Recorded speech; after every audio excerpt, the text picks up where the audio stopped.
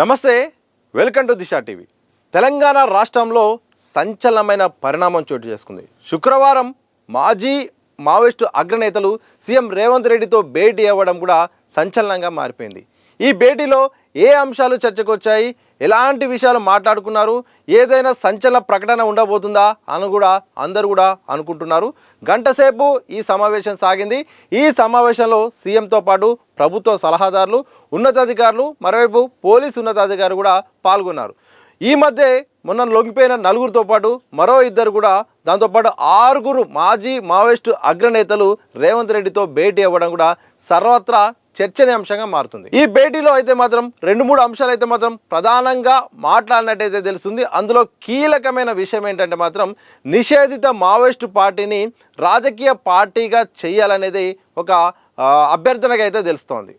Maoist పార్టీని గతంలో కేంద్ర ప్రభుత్వం అయితే మాత్రం నిషేధిత జాబితాలో ఉంచింది. ఆ తర్వాత ఇక అప్పటి నుండి అలాగే కొనసాగుతుంది. ఇప్పుడు ఆపరేషన్ కగార్లో భాగంగా దాదాపుగా మావోయిస్టు పార్టీ చర్యలు అయితే మాత్రం మావోయిస్ట్ పార్టీ ప్రభావం కూడా తగ్గిపోయింది. ఇక మార్చి 31 వరకు మావోయిస్ట్ పార్టీ సంబంధించిన ఆనవాలు లేకుండా ఇటు కేంద్రం అయితే చూస్తుంది. ఇదే సందర్భంలో ఇటు కేంద్రం కానీ రాష్ట్ర ప్రభుత్వాలు కానీ ఒకటే అంశాన్ని ప్రధానంగా చెప్తుంది. రండి, జనజీవన స్రవంతిలోకి రండి, అలాగే రాజకీయ పంతాలో మీ పోరాటాన్ని కొనసాగించండి, మీకు భద్రత కల్పిస్తాం, మీ పోరాటాన్ని అయితే మాత్రం ప్రజాస్వామ్యయుతంగా కొనసాగండి, దానికి ఎలాంటి అభ్యంతరాలు అయితే లేవని కూడా ఇటు కేంద్ర రాష్ట్ర ప్రభుత్వాలు లొంగిపోవాలని ప్రధానంగా ఒకటే డిమాండ్ ప్రధానంగా ప్రస్తావిస్తున్నారు. ఇదే సందర్భంలో లొంగిపోయిన ఈ కీలక నేత అయితే మాత్రం ప్రధానంగా సీఎం రేవంత్ రెడ్డికి అయితే మాత్రం మేము మా పార్టీని అంటే మా మావోయిస్టు పార్టీని ఇక దీన్ని రాజకీయ పార్టీగా కొనసాగించాలనుకుంటున్నాము, దానికి అనుమతిస్తే తప్పకుండా మేము మా కార్యాచరణ మేము సిద్ధం చేసుకుని ప్రజాస్వామ్యయుతంగా చట్టబద్ధంగా ఇక మా యొక్క కార్యక్రమాలను నిర్వహిస్తామని కూడా ప్రతిపాదన పెట్టినట్టు తెలిసింది. దీనికి సీఎం రేవంత్ రెడ్డి అయితే మాత్రం ఇది నా చేతిలో అయితే లేదు, ఇది కేంద్ర ప్రభుత్వం దృష్టిలో ఉన్న అంశము, కేంద్ర ప్రభుత్వం చేయాల్సిన అధికారాలు ఉన్నాయి, త్వరలో తప్పకుండా హోంమంత్రిని కలుస్తాను, అమిత్ షాను కలిసి ఈ అంశాన్ని కూడా ప్రస్తావిస్తాను. మనం అన్నట్టుగానే ఇటు మావోయిస్టులు కూడా ప్రధానంగా ప్రజల్లో కొనసాగించడానికి సిద్ధమవుతున్నారు. అలాగే ప్రజాస్వామ్యయుతంగా తమ పోరాట పంతాన్ని, తమ ఆలోచనలను, విధి విధానాలను రాజకీయ వేదిక ద్వారా చేయడానికి సిద్ధమవుతున్నారు. మరి ఈ యొక్క అంశాన్ని తప్పకుండా మనం పరిగణలోకి తీసుకుంటే బాగుంటుందని కూడా అమిత్ షాకు నేను చెబుతాను. ఒకవేళ ఆయన అనుమతిస్తే, అంగీకరిస్తే హైదరాబాదులోనే, తెలంగాణలోనే భారీ బహిరంగ సభ చెప్పి ఆయననే తీసుకొచ్చి కూడా అందరి సమక్షంలో ఈ ప్రకటన చేయిస్తానని కూడా సీఎం రేవంత్ రెడ్డి చెప్పారట. ఇదే ఇప్పుడు రాజకీయాల్లో ప్రధానంగా రాష్ట్రంలో మావోయిస్టు పార్టీలో కూడా ప్రధానంగా చర్చనీయాంశంగా మారుతుంది. ఎందుకంటే మేము ఇప్పటి వరకు ఇక సాయుధ పోరాటాన్ని కొనసాగించాం, మీరు ఒకవేళ కేంద్ర ప్రభుత్వం కానీ రాష్ట్ర ప్రభుత్వం కానీ మా విధానాలను రాజకీయ వేదికగా మేము అడుగులేయడానికి మీరు అనుమతిస్తే మాత్రం పిఎల్జీఏను మా బెటాలియన్ను కూడా మేము రద్దు చేయడానికి సిద్ధంగా ఉన్నాము, సాయుధ పోరాటాన్ని కూడా పూర్తి స్థాయిలో విరమించడానికి కూడా సిద్ధంగా ఉన్నామని కూడా ప్రధానంగా రాజిరెడ్డి గారు అలాగే దేవ్జీ సీఎం రేవంత్ రెడ్డికి స్పష్టం చేసినట్టు తెలుస్తుంది. ఇప్పుడు ఇదే అంశము అందరూ కూడా దీనిపైనే ప్రధానంగా మాట్లాడుకుంటున్నారు. ఎందుకంటే లొంగిపోయిన సమయంలోనూ మనం గమనిస్తే కనుక దేవ్జీ గారు మాట్లాడినా అలాగే రాజిరెడ్డి గారు మాట్లాడినా ప్రధానంగా అంశాన్ని అయితే మాట్లాడారు. రాజకీయంగా తప్పకుండా రాజకీయంగా మా అడుగులు ఉంటాయి, ప్రజాస్వామ్యయుతంగా మేము మా కార్యాచరణ కూడా సిద్ధం చేస్తాము, త్వరలో మేమైతే మాత్రం మా యొక్క అంశాలను అలాగే మేము ఏం చేయబోతున్నాము, ఏం చేయగలము, వాస్తవ పరిస్థితులు ఏంటి అన్నీ కూడా మేము ప్రకటిస్తామని కూడా అదే వేదికగా లొంగిపోయిన సందర్భంలో చెప్పిన సందర్భం కనిపిస్తుంది.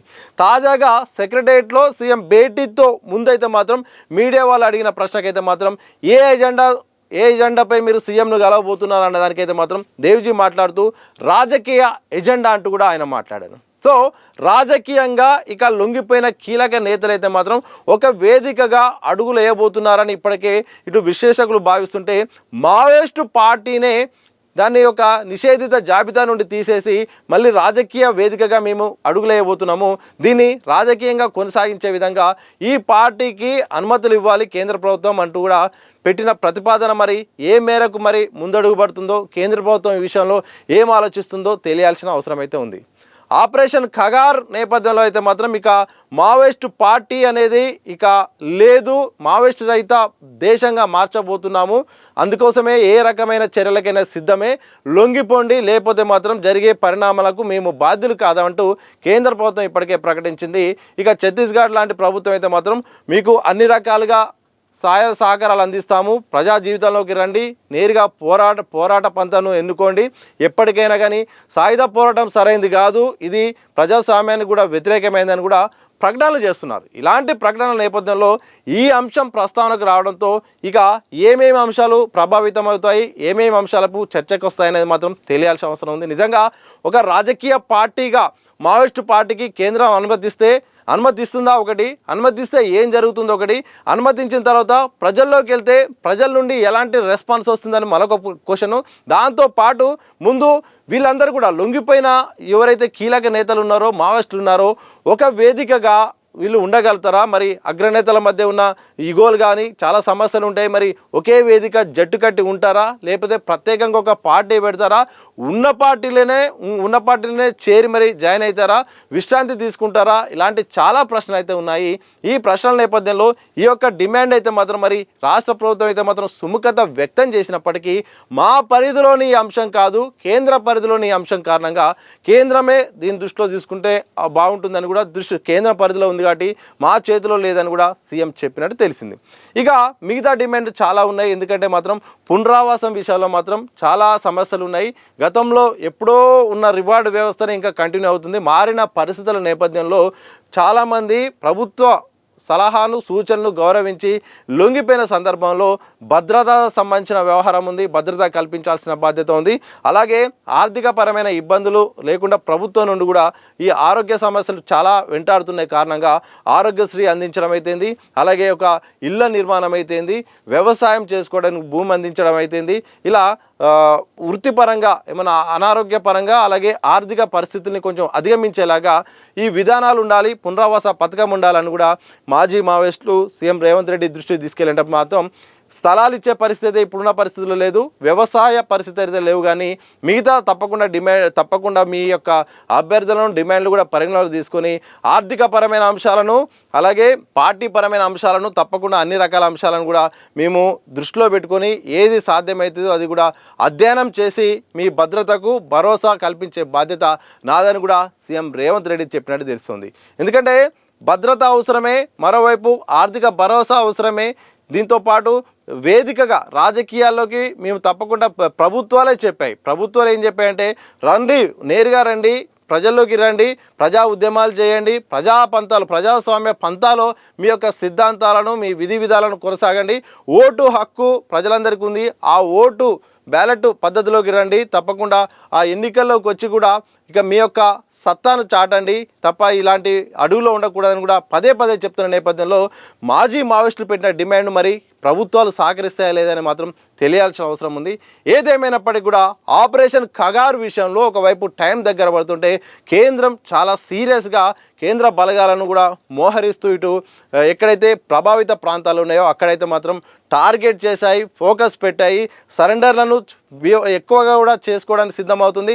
ఇదే సందర్భంలో ఎన్కౌంటర్లకు చాలామంది కూడా గురవుతున్నారు, ఇటు ఎదురు కాల్పులు జరిగే పరిస్థితి కూడా లేని పరిస్థితి కనిపిస్తోంది. ఇలాంటి సందర్భంలో తెలంగాణ ప్రభుత్వం అయితే మాత్రం ఎక్కువగా జరుగుతున్న పరిణామాలు అన్ని కనుక చూస్తే మాత్రం సరెండర్లకు ఎక్కువగా ప్రాధాన్యత ఇస్తున్నట్టు తెలుస్తుంది. ఎట్టి పరిస్థితుల్లోనూ రాష్ట్ర ప్రభుత్వంపై ముద్ర పడద్దు, ఎన్కౌంటర్ల ముద్ర, మావోయిస్టులకు వ్యతిరేకంగా రాష్ట్ర ప్రభుత్వం ఉందన్న ఒక ముద్ర పడకుండా జాగ్రత్త పడుతుంది. ఇదే సందర్భంలో సీఎం రేవంత్ రెడ్డి సెక్రటరియట్లో మాజీ మావోయిస్టులతో సమావేశం ఏర్పాటు చేయడం కూడా ఒక చారిత్రాత్మక పరిణామమే, సంచలనమైన పరిణామమే, ఆసక్తికరమైన అంశమే. నిజంగా అందరూ కూడా ఈ అంశంపై కూడా చాలామంది కూడా ఆశ్చర్యానికి గురి చేసింది. చూడాలి మరి ఏం జరుగుతుందో. మరి రాజకీయ పార్టీగా కేంద్ర ప్రభుత్వం అనుమతిస్తుందా అనేది ఒక క్వశ్చన్ అయితే ఉంది.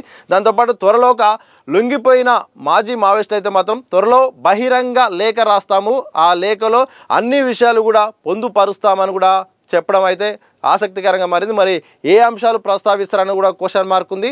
దాంతోపాటు మరి వీళ్ళు చెప్పిన ప్రతిపాదన వీళ్ళ ఇద్దరి ఇష్టమా లేకపోతే మిగతా వాళ్ళందరూ కూడా యాక్సెప్ట్ చేస్తారా లేదని కూడా క్వశ్చన్. ఎందుకంటే పిఎల్జీఏను రద్దు చేస్తాము, అలాగే సాయుధ పోరాటాన్ని విరమిస్తామని ఇద్దరైతే మాత్రం సీఎం రేవంత్ రెడ్డికి ప్రకటన చేస్తే మరి అన్ని రాష్ట్రాలు చాలా వరకు అయితే మాత్రం బెటాలియన్లు ఉన్నాయి, అలాగే కీలక నేతలందరూ కూడా ఉన్నారు, ఎక్కడికక్కడే వింగ్లు ఉన్నాయి, మరి రాష్ట్ర కమిటీలు ఉన్నాయి, సీసీ స్థాయిలో వ్యక్తులు ఉన్నారు.